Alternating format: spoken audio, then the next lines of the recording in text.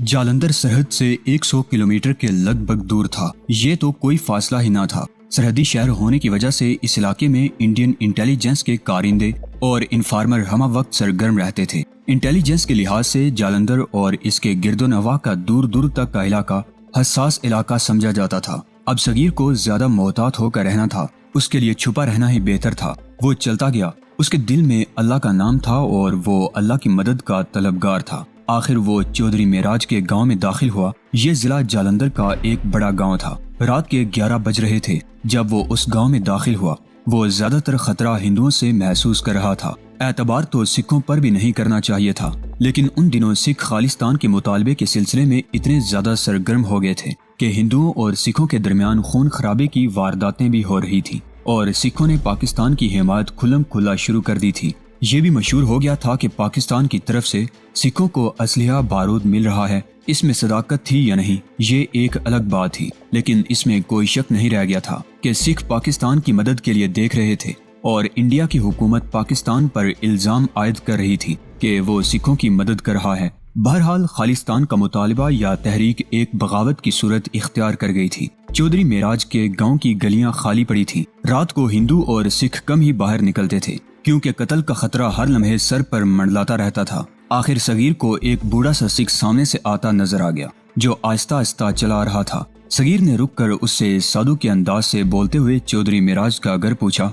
मुसलमानों के घर इतने थोड़े थे कि उंगलियों पर गिने जा सकते थे। चौधरी मेराज तो बड़ा खुशहाल जमींदार था और मिलनसार इतना के इतने बड़े गांव के छोटे बड़े उसे अच्छी तरह जानते पहचानते थे। गांव के गुंडे बदमाश भी उसकी चौधराहट को मानते थे और चौधरी मेराज उन गुंडों बदमाशों को अपनी जरूरत के तहत इस्तेमाल भी कर लिया करता था। उस बूढ़े सिख ने सगीर को वहीं खड़े खड़े चौधरी मेराज के घर का रास्ता बता दिया। 10-12 मिनट ही गुजरे होंगे कि सगीर एक वसी और इस हवेली के सामने खड़े चौकीदार को बता रहा था कि वो मेराज दीन से मिलना चाहता है और चौकीदार उसका हुलिया देखकर टालने की कोशिश कर रहा था। सगीर ने उसे बताया कि आज एक सफेद सुजुकी गाड़ी पर चौधरी के 4 मेहमान आए हैं। उनके साथ एक औरत भी थी। वो दरअसल उन मेहमानों के पास आया है। चौधरी मिले ना मिले, इन मेहमानों को इत्तला मिल जाए कि उनका एक दोस्त आया है। कोई 2 घंटे पहले अम्बाला के ये मेहमान इस हवेली में पहुंचे थे। चौधरी मेराज ने उनकी आओ भगत और खातिर तवाजे में कोई कसर नहीं छोड़ी थी। पहले तफसील से बताया जा चुका है कि चौधरी मेराज ज़ाहरी तौर पर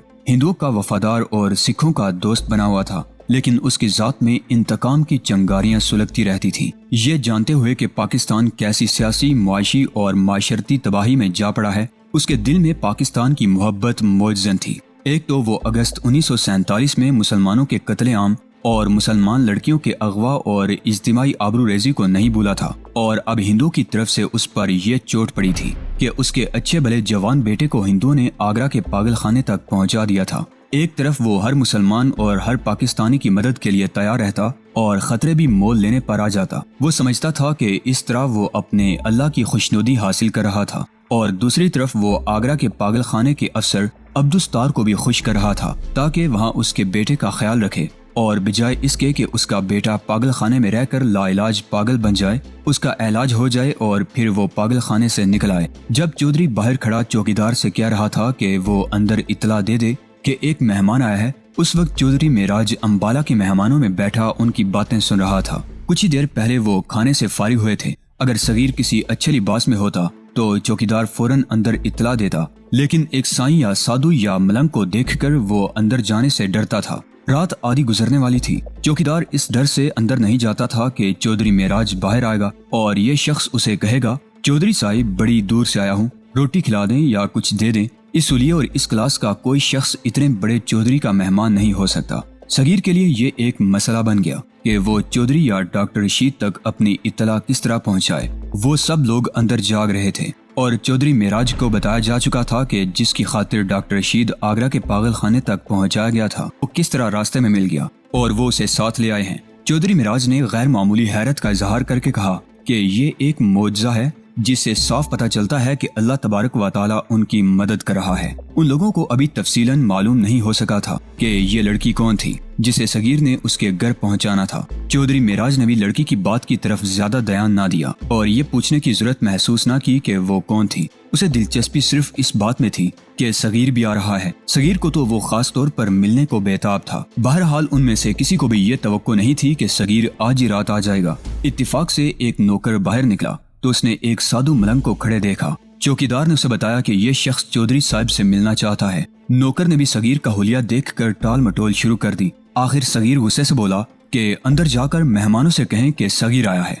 उसने ये भी कहा कि तुम दोनों अंदर इत्तला नहीं दोगे तो वो खुद अंदर चला जाएगा, फिर दोनों चौधरी के जूते खा लेना। इस बात से नौकर कुछ डरा और अंदर जाकर चौधरी को बताया कि एक साधु साया है, वो अपना नाम सगीर बताता है। वहाब ने इतना ही सुना तो बाहर को उठ दौड़ा। वापस आया तो सगीर उसके साथ था। चौधरी मेराज ने उठकर उसे बाजों में ले लिया और अपने सीने से लगाकर बड़ी जोर से बींचा। वाह अल्लाह के शेर। चौधरी ने उसे अपने बाजों से निकालकर कहा, अल्लाह जिसे चाहता है गुमराह कर देता है और जिसे चाहता है और जब चाहता है राह रास्त पर ले आता है। तुम पर अल्लाह ने बहुत बड़ा कर्म किया है कि तुम्हें अपने रास्ते पर ले आया है। अब देखना तुम्हारी हर मुश्किल आसान होगी और तुम्हें इसी दुनिया में अजर मिलेगा। सगीर की हंसी निकल गई और वो कुछ देर हंसता ही रहा। दोस्तों ने उससे पूछा कि वो इतनी जल्दी किस तरह आ गया है और उसे हंसी किस बात पर आई है। सगीर ने उन्हें बताया कि वो उन तक बहुत जल्द पहुंचना चाहता था, जो मुमकिन नजर नहीं आता था क्योंकि लड़की के वालिदैन ने उसे आने ही नहीं देना था। लेकिन वहाँ ऐसी सूरत पैदा हो गई कि उसे वहाँ से खिसक आने का मौका मिल गया।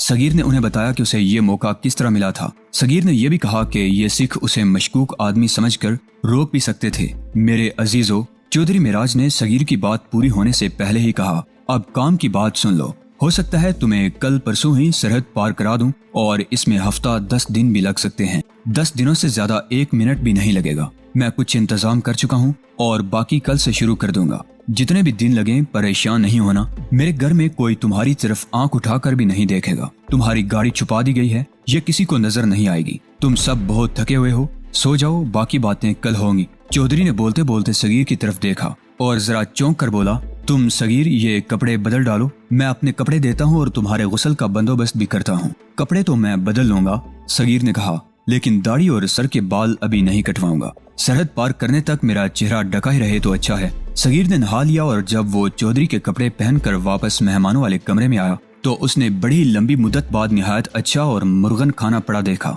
अगर वो अकेला होता तो उस खाने पर टूट पड़ता और जल्दी जल्दी खाना निकल कर प्लेटें साफ कर देता, लेकिन आदाब और इखलाक की पाबंदी ने उसे जकड़ रखा था। वो खाने पर बैठ गया और पेट भर कर खाना खाया। चौधरी मेराज दीन अपने कमरे में जा चुका था। सगीर ने डॉक्टर रशीद और उसके दोस्तों को वो रुदात सुनानी थी जो उस पर बीती थी और उनसे सुननी थी कि डॉक्टर रशीद किस जहन्नुम से गुजरकर यहाँ तक पहुँचा है। एक दूसरे की सुनते सुनाते रात गुजर गई। सगीर ने बड़ी शिद्दत से महसूस किया कि डॉक्टर रशीद और उसके इन तीनों दोस्तों के साथ उसका रूहानी रिश्ता है और सगीर के मुतालिक उन चारों ने भी यही महसूस किया। वो सगीर को और सगीर उन्हें खराजे तहसीन पेश कर रहा था। उन्होंने एक दूसरे के लिए कुर्बानियां दी थी जो गैर मामूली ही नहीं बल्कि बेमिसाल थी। बहुत दिन पहले सगीर और दिलजीत कौर जंगल में चले आ रहे थे और उन्हें बिल्कुल ही उम्मीद नहीं थी कि कहीं एक जीप मिल जाएगी जो उन्हें सड़क तक पहुंचा देगी और सड़क से उन्हें एक सुजुकी कार मिल जाएगी जिसमें उसके अपने ही साथी होंगे और ये कार उन्हें जालंधर के उस गांव तक पहुंचा देगी। पाकिस्तान की इंटेलिजेंस सर्विस ISI ने इस दौरान एक और कामयाबी हासिल कर ली थी। ISI को लूसी का फोन नंबर वाजिदा से मिल गया था। ISI के अफसरों को इस नंबर पर शक था कि सही नहीं हो सकता क्योंकि इंटेलिजेंस के लोग इतने कच्चे नहीं होते, लेकिन वाजिदा ने 2 मरतबा फिर इस नंबर पर कराची फोन किया और उसे लूसी मिल गई थी। वाजिदा ने फोन से मेजर इम्तियाज को बताया था कि लूसी इसी नंबर पर मिलती है। ISI ने बड़ी तेजी से ये कार्रवाई की थी। अपने 2 अफसरों को कराची भेज दिया था। इन अफसरों ने कराची के हेडक्वार्टर से हर तरह की मदद हासिल कर ली थी। फौरी तौर पर टेलीफोन के महकमे से इस फोन नंबर का मुकम्मल एड्रेस मालूम कर लिया था। फिर उस एड्रेस पर जाकर देखा था। वो तो एक आलीशान कोठी थी। उस पर नजर रखने के लिए इन्फॉर्मर मुकर्रर कर दिए गए थे जो 2 दिन मुसलसल रिपोर्टें देते रहे कि उन्होंने दिन भर क्या देखा है। इन रिपोर्टों में 2-3 निहायत खूबसूरत और जवासाल लड़कियों का खास तौर पर जिक्र था। मुख्तसर ये कि कोठी में जो लोग रहते थे वो मशकूक लगते थे। आखिर एक रात ISI ने इस कोठी पर उस वक्त छापा मारा जब 8-10 आदमी जिनमें 3 लड़कियां भी थीं रात के खाने में मसरूफ थीं और साथ शराब चल रही थी। इस छापे में पुलिस को भी इस्तेमाल किया गया था। पुलिस के तमाम आदमी प्राइवेट कपड़ों में मलबूस थे। आर्मी के चंद आदमी भी थे और ISI का स्टाफ छापा मारने और दीगर कार्रवाइयां करने का जिम्मेदार था। खाने की मेज पर बैठे हुए तमाम अफराद को हिरासत में ले लिया गया। मेजर उस्मान की बीवी वाजिदा के दोनों भाई भी छापामार पार्टी के साथ थे। उन्हें लूसी की शिनाख्त के लिए साथ ले जाया गया था। उन्होंने उन लड़कियों को देखा और पूरे वसूख और एतमाद के साथ एक लड़की की तरफ इशारा करके कहा कि ये है लूसी। लूसी की वहाँ मौजूदगी ने कोई शक्को शुबा रहने ही ना दिया। खानसमा और 2 और मुलाजिम कोठी के पिछले दरवाजे से निकल कर भागे तो उन्हें प्राइवेट कपड़ों में मलबूस पुलिस ने पकड़ लिया। उन्हें मालूम नहीं था कि पुलिस और फौज ने कोठी को मुहासरे में ले रखा है। उनका यूं भागना एक सबूत था कि वो इस रिंग के अफराद हैं। कोठी की तलाशी शुरू हो गई। ये तलाशी इतनी सख्त थी कि सारे घर को तहो बाला कर दिया गया। एक अलमारी से इंडियन करेंसी के नोटों की बहुत सारी गठियां बरामद हुई। उनके साथ पाकिस्तानी करेंसी भी रखी हुई थी। मुकफ्फल अलमारियों में से 2 रिवाल्वर और मैगजीनों वाले पिस्टल और 3 क्लाशिनकोफें बरामद हुई। उनका एमुनिशन भी अच्छी खासी तादाद में था। कोठी के पीछे सर्वेंट क्वार्टर था जो 5 कमरों का बड़ा अच्छा मकान था। उन तमाम कमरों की तलाशी ली गई और आखिर में उस कमरे को खुलवाया गया जिसके बाहर ताला लगा हुआ था। ताला खोलने वाले ने कहा कि ये स्टोर है जिसमें बेकार फालतू सामान वैसे ही फेंका हुआ है। कमरे में देखा गया, उसमें 3-4 टूटी फूटी कुर्सियां और कबाड़ खाने जैसी कई चीजें पड़ी थीं जो फेंकी गई थीं, सलीके करीने से नहीं रखी गई थी। ISI के अफसरों ने ये सारा सामान बाहर निकलवाया तो 1 फुट चौड़ा और 2-2.5 फुट लंबा लकड़ी का बॉक्स निकला जिसे ताला लगा हुआ था। खोल कर देखा तो उसमें से वायरलेस सेट निकला।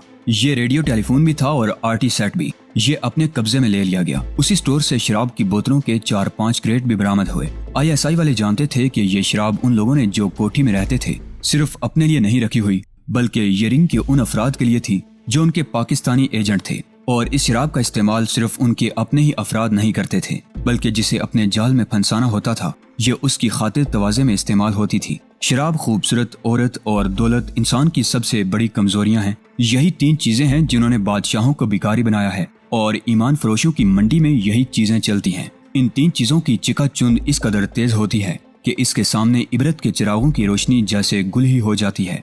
ये कोठी इस रिंग की या एक से ज्यादा रिंगों की हेडक्वार्टर मालूम होती थी। दुश्मन की इंटेलिजेंस का निजाम और इस किस्म के हेडक्वार्टर दुश्मन के सफीर की ज़ेरे निगरानी चलते हैं। वहाँ 3 दिलकश लड़कियों की करेंसी और शराब की मौजूदगी ऐसी शहादत थी कि ये दुश्मन के जासूसों और दीगर एजेंटों का मरकज है। मालूम होता था कि इन लोगों को पता नहीं चला कि मेजर उस्मान गिरफ्तार हो चुका है और वो ISI के एक इंटेरोगेशन सेंटर के एक सेल में बंद है। अगर उन्हें पता चल जाता तो ये सब इधर उधर होकर गायब हो जाते, जिसे ज़ेरे ज़मीन चले जाना कहा जाता है। पकड़े जाने के लिए ये आदमी बड़ी बेनियाजी और बेफिक्री के अंदाज से खाना खा रहे थे, शराब भी पी रहे थे और उनके कहकहे गूंज रहे थे। फिर उन्होंने घर में जो असलिहा और एमुनिशन और दीगर अशिया रखी हुई थी उससे ये तासुर मिलता था जैसे ये यहाँ कोई खौफ और खतरा महसूस नहीं करते थे। ये अफराद तो जरासीम और वायरस थे जो पाकिस्तान के खून में शामिल हो गए थे। अपने मुल्क को जिंदा और पाइंदा रखने के लिए ये पाकिस्तान की जिंदगी का रस चूस रहे थे। इन चंद एक हिंदुओं ने न जाने कितने हजार पाकिस्तानियों का ईमान खरीद रखा था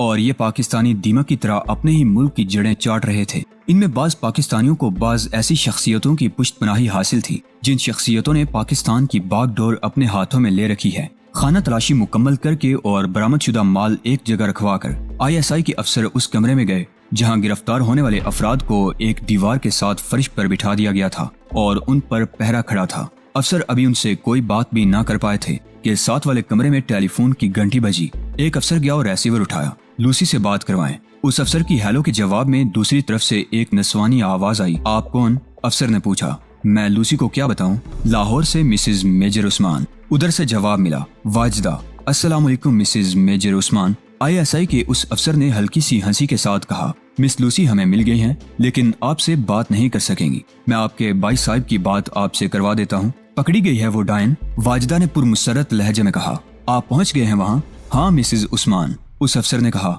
अभी ज्यादा बात करने का मौका और वक्त नहीं, जरा होल्ड करें, आपके बड़े भाई साहिब को बुलाता हूँ। रेसीवर रख कर अफसर ने जाके वाजिदा के भाई को बताया कि मिसेज उस्मान का फोन है। भाई दौड़ा गया और रेसीवर उठाया। अफसर ने उसे कह दिया था कि ज्यादा बात ना करे। भाई ने वाजिदा को मुख्तसर अल्फाज में बताया कि छापा पूरी तरह कामयाब रहा है और लूसी पकड़ी गई है। फिर कहा कि अभी वो फोन बंद कर दे। वाजिदा ने बेपनाह खुशी का इजहार करके रेसीवर रख दिया। ISI के दोनों अफसर, एक कर्नल और एक मेजर, गिरफ्तार होने वालों के सामने जा खड़े हुए और हर एक को गौर से देखने लगे। छापे की कामयाबी पर वो इतने मसरूर थे कि उनके होंठों पर मुसरत थी। गिरफ्तार होने वालों में एक आदमी उदेड़ उम्र का था और वही उम्र में उन सबसे ज्यादा लगता था। वो वही M.A. खान था जो लाहौर की एक कोठी में रहता था। असल में वो हिंदू था और उसका नाम महिंदर था। उसके चेहरे पर जरा सा भी मलाल ना था, ना ही घबराहट का तासुर था। उसकी ज़ाहिरी शख्सियत बड़ी ही पुरअसर थी और वो कोई मामूली आदमी नहीं, कोई बड़ा ही खास आदमी लगता था। वो उठा और ISI के दोनों अफसरों के पास आया।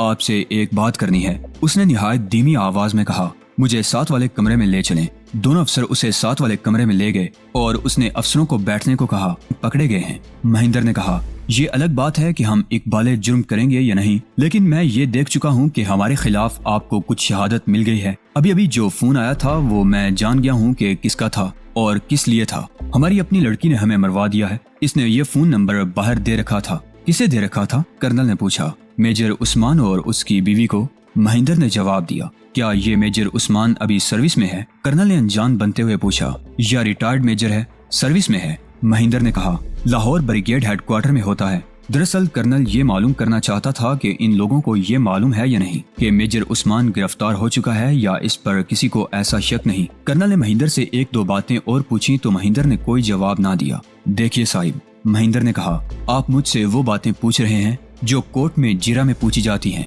मैं अभी किसी ऐसे सवाल का जवाब नहीं दूंगा। मुझे कुछ और कहना है और आपसे दरखास्त है कि ठंडे दिल से मेरी बात सुनें और गौर करें। पाकिस्तानी अफसर अच्छी तरह जानते थे कि तफ्तीश किस तरह की जाती है और कहाँ की जाती है और अदालतों में क्या होता है वगैरह। वो तो ये देख रहे थे कि ये शख्स कितने पानी में है और इस पत्थर को तोड़ने में कोई दुश्वारी पेश आएगी या आसानी से टूट जाएगा। उसके अंदाज से वो जान गए थे कि ये पत्थर कुछ सख्त है और आसानी से तोड़ा नहीं जा सकेगा। कर्नल ने उसे कहा कि वो जो कहना चाहता है वो उन्हें दोस्त समझकर बेतकल्फी से कहे। मैं जानता हूँ कि आपको कितनी कुछ तनख्वाह मिलती है, महिंदर ने दोस्ताना लहजे में कहा, और मैं ये भी जानता हूँ कि हमें गिरफ्तार करके आपको कोई इनाम नहीं मिलेगा। मैं आपको एक ऑफर कर रहा हूँ। ये 3 लड़कियाँ आपने देखी हैं, इन्हें अपना समझें और जितने दिन चाहें इन्हें अपने पास रखें। इसके अलावा आप खुद बताएं कि हमारी डिमांड क्या है। कर्नल ने उसकी बात काट कर कहा, और अगर हमारी डिमांड पूरी हो जाए तो हम दोनों आपके रिंग में शामिल हो जाएं और फिर हमारे लिए ऐश ही ऐश है। बिल्कुल नहीं साहब, महिंदर ने कहा, मेरा मतलब ये नहीं। मैं कह रहा हूँ कि जितनी दौलत आप कहेंगे वो मैं देकर आपको रुखसत करूंगा। अभी मामला आपके हाथ में है। मैं जानता हूँ आप बड़े आराम से इस पर पर्दा डाल सकते हैं। अपनी डिमांड बताएं और मुझसे वसूल करें। शराब के सब क्रेट जो यहाँ से बरामद हुए हैं ले जाएं। तुम हमारे ईमान की कीमत नहीं दे सकते। कर्नल ने कहा, तुम्हारी हुकूमत का पूरा खजाना भी काफी नहीं। ईमान दरम, महिंदर ने तंजिया से मुस्कुराहट से कहा, मैं अगर आपको बताऊं कि हमने आपके कितने बड़े बड़े लोगों का ईमान कितने सस्ते दामों खरीदा है तो आप हैरान रह जाएंगे। वो मुझ जैसे ही लोग थे जिन्होंने बड़े थोड़े पैसे देकर आपका आधा मुल्क खरीद लिया है और बंगालियों को दे दिया है। हमारे लीडरों का मकसद पाकिस्तान को आधा करना था, वो कर दिया, लेकिन मैं जुबान पर नहीं लाऊंगा कि आपके मशरकी पाकिस्तान की कीमत आपके कौन कौन से लीडरों ने वसूल की थी। आप अपनी बात करें, हमें उन जैसा ना समझें। कर्नल ने कहा, हर कोई ईमान फरोश नहीं हो सकता। पूरी कौम कभी गद्दार नहीं होती। ये हम जानते हैं कि गद्दार कोई कोई हुआ करता है और उनकी तादाद कितनी ही कम क्यों ना हो, वो पूरी कौम को और पूरे मुल्क को ले डूबते हैं। हमें ये फर्ज सौंपा गया है कि इन गद्दारों को पकड़कर सजा दिलवाएं। तुम हमारा मजीद वक्त जाया ना करो। ठंडे दिल से सोच लो। इकबाले जुर्म कर लोगे तो फायदे में रहोगे। हम तुम्हें सोचने का वक्त दे रहे हैं। मैं आपको सब्ज बाग नहीं दिखा रहा, महिंदर ने कहा। अलबत्ता अपने तजर्बे और मुशाहिदे की एक बात कहूँगा। मैं उन्हें भी जानता हूँ जो दीन और धर्म के वाज किया करते हैं। हमारे पंडितों, आपके मौलवियों, सिखों के ग्रंथियों और ईसाइयों के पादरियों में कोई फर्क नहीं। उनमें से किसी को भी खरीदा जा सकता है और खरीदे गए हैं, बल्कि ये जल्दी खरीदे जाते हैं। आप जिन्हें उलमाए दीन कहते हैं वो मुझसे पूछें। उनके पास इल्म के खजाने हैं, लेकिन उनके पास दीन है ही नहीं। अगर है तो बिकाऊ माल है। वो सुल्तान महमूद गजनवी था जो कह गया है कि मैं बुत शिकन हूँ, बुत फरोश नहीं। आजादी के बाद आपके जितने भी सुल्तान हो गुजरे हैं और जो हैं वो बुत फरोश हैं। कर्नल उठ खड़ा हुआ, मेजर भी उठा, महिंदर को भी उठाकर मुलजमों वाले कमरे में ले गए और उनके साथ फर्श पर बिठा दिया। ये पाकिस्तान की ISI का एक कामयाब छापा था। ये हो सकता था कि पूरा रिंग ना पकड़ा गया हो, लेकिन एक कामयाबी खास तौर पर काबिल जिक्र थी। 3 लड़कियां पकड़ी गई थी। ये कलाशिनकोफों और पिस्तौलों से ज्यादा खतरनाक हथियार थी। یہ تو زاہدوں اور پارساؤں پر بھی نشہ طاری کر دینے والی چیزیں تھیں۔ یہ اس پاکستانی کرنل اور میجر کا کمال تھا کہ یہ لڑکیاں انہیں پیش کی جا رہی تھیں اور وہ دونوں ان کی طرف دیکھ بھی نہیں رہے تھے۔ یہ ایمان اور قومی جذبے کی پختگی کا مظاہرہ تھا، اور یہی وہ وصف تھا کہ اسلام اور وطن کے دشمنوں کا اتنا بڑا گروہ پکڑا گیا تھا۔